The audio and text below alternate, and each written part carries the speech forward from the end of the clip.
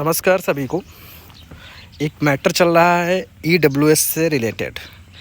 जैसा कि जो पेंडिंग डॉक्यूमेंट वाली लिस्ट आई है 2-3, उसमें इन्होंने ईडब्ल्यूएस मांगा है और उसमें ये लिख रखा है कि जो ईडब्ल्यूएस होना चाहिए वो 1/4/2023 के बाद का, और फाइनेंशियल ईयर इन्होंने कहा है 2023-24 होना चाहिए। तो यहाँ पे कुछ चीज़ें मैं बताना चाहूँगा कि जैसे सबसे पहले तो जब आपने डीवी कराया होगा तो उनको ईडब्ल्यूएस दिया होगा। अब वो चाहे 2022-23 का हो, चाहे 23-24 का हो, ठीक, आपने वहाँ पर एक ईडब्ल्यूएस सबमिट किया है। अब मान लो आपने 2022-23 का किया या 2023-24 किया, कुछ भी किया, उसके बावजूद भी आपका नाम लिस्ट में है और अब आपको ईडब्ल्यूएस बनवाना है। तो ईडब्ल्यूएस जो बनता है आप लोग देख सकते हो इस तरीके से कि अगर आप आज बनवाएंगे जा कर के तो वो आपका फाइनेंशियल ईयर 2023-24 ही होगा। वैलिड ईयर आपका वो बढ़ जाएगा, 2024-25 हो जाएगा, क्योंकि एक वित्त वर्ष जो है चलता है आपका 1 अप्रैल से शुरू होता है और आगामी 31 मार्च तक चलता है, तो उसको फाइनेंशियल ईयर बोलते हैं।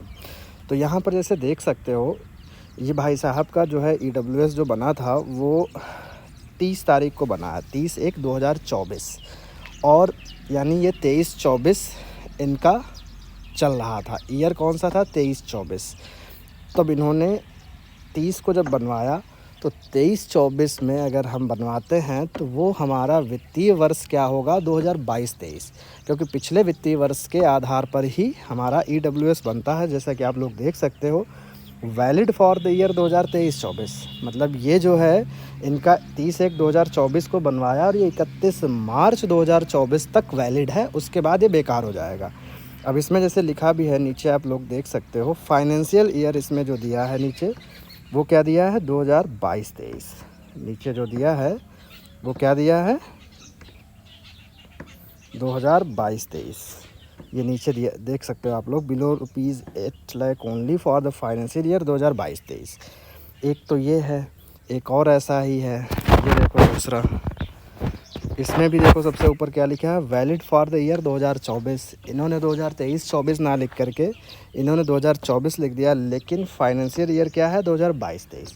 यानी जिस ईयर में हम बनवाते हैं अपना ईडब्ल्यूएस तो उसमें फाइनेंशियल ईयर हमारा उसके पहले का देखा जाता है।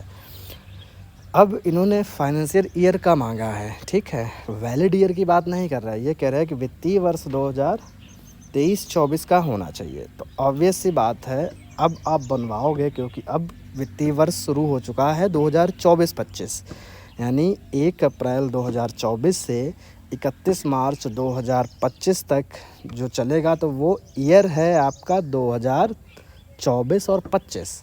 और अब हम 2024-25 यानी इस साल कोई भी ईडब्ल्यूएस अगर हम बनवाएंगे यानी 31 मार्च 2025 से पहले तक, तो वो वित्तीय वर्ष कौन सा आएगा? पिछला 2023-24 वित्तीय वर्ष कौन सा होगा? 2023-24। तो इसी को लेकर थोड़ा कन्फ्यूज़न है लोगों में। तो मैं यही कहना चाहूँगा, अगर आप आज बनवाने भी जाओगे तो वो आपका 23-24 का ही बनेगा वित्तीय वर्ष का। तो इस तरीके से जो वो मांग रहे हैं, पहली कंडीशन FY 2023-24 का होना चाहिए, सही बात है। दूसरी 1/4/2023 के बाद का होना चाहिए, तो भाई 1/4/2023 के बाद का ही टाइम चल रहा है, उसके पहले का तो चल नहीं रहा, तो दोनों कंडीशन फुलफ़िल होंगी। और फिर इसके अलावा मैं ये कहना चाहूँगा, अगर आपके पास सर्टिफिकेट है, यानी डीवी के टाइम जो आपने जमा किया था और उसके बाद भी मान लो आप अब जमा करोगे, तो ऐसा तो है नहीं कि जैसे मान लो कोई आपके पास 2000 पहले का है, जब आपने फॉर्म अप्लाई किया होगा पहले का होगा, बीच में आपने नहीं बनवाया होगा, अब आपका नया बनेगा। तो अब ऐसा तो है नहीं कि बीच में आप अमीर हो गए, पहले गरीब थे।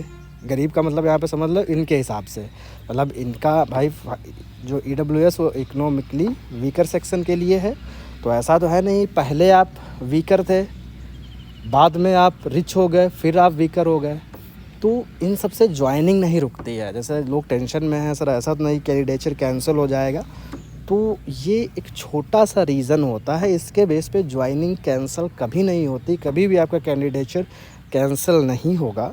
तो टेंशन मत लो, बनवा लो उसको, और कोई दिक्कत नहीं, आपका बन जाएगा। अगर सेंट्रल फॉर्मेट पे बनवाओगे सेंट्रल गवर्नमेंट के तो 2-3 दिन में बना देंगे वो। हालांकि 18 तक इन्होंने मांगा है और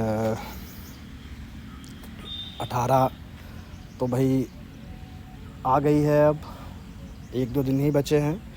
तो इस तरीके से अगर देखा जाए तो आप जो है इसको कर लीजिए, बनवा लीजिए, और इसमें कोई ऐसी दिक्कत वाली बात नहीं है, मतलब टेंशन नहीं लेना है।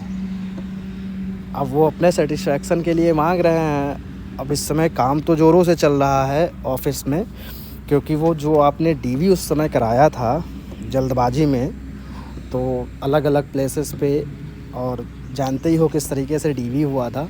तो अब वो सारी चीज़ें आई थिंक ये रीचेक कर रहे हैं। उसमें अगर ज़रा सा भी इनको कोई कमी लगती है या अपनी श्योरिटी के लिए, तभी वो लिस्ट निकाल रहे हैं, और जल्द ही ये प्रोसेस भी कंप्लीट होगा। और इधर प्रिंसिपल के इंटरव्यू भी हैं 23-24 तक, और 23-24 तक इनके भी इंटरव्यू के बाद इनका भी रिज़ल्ट आ जाएगा। होपफुली हम कह सकते हैं जून में ज्वाइनिंग हो जाएगी, लेकिन 4 जून के बाद ही होगी, ये आप मान के चलिए। अगर कोई ऐसा क्लेम करता है कि मई में हो जाएगी तो वो बिल्कुल निराधार है। 4 जून के बाद ही आपकी ज्वाइनिंग होगी, तो डोंट वरी, ज्वाइनिंग जल्द ही आएगी। तब तक ये प्रोसेस इनका है उसको वेरीफाई कर रहे हैं, क्योंकि जल्दबाजी में ही इन्होंने ज्वाइनिंग लेटर बांटे थे झारखंड वालों को, आप लोगों को भी पता होगा। और इतनी जल्दबाजी में जो भी था पॉलिटिकल स्टंट था, वो एक अलग मैटर है, और उनको भी इनको बुलाना पड़ा। कई लोगों को इन्होंने उनका भी लिस्ट में नाम था, इनको ज्वाइनिंग लेटर मिल चुका था। तो देख रहे होंगे कि भाई क्या कमी है क्या नहीं है, तो प्रोसेस चल रहा है। और जून में मैं मतलब 99% मैं कह रहा हूँ आप लोग विद्यालय पहुँच जाएंगे। बाकी कोई ऑथेंटिक इन्फॉर्मेशन वो मैं दूंगा कि किस सप्ताह में ज्वाइनिंग होने के चांसेस हैं। बाकी ठीक है, मिलते हैं नेक्स्ट वीडियो में।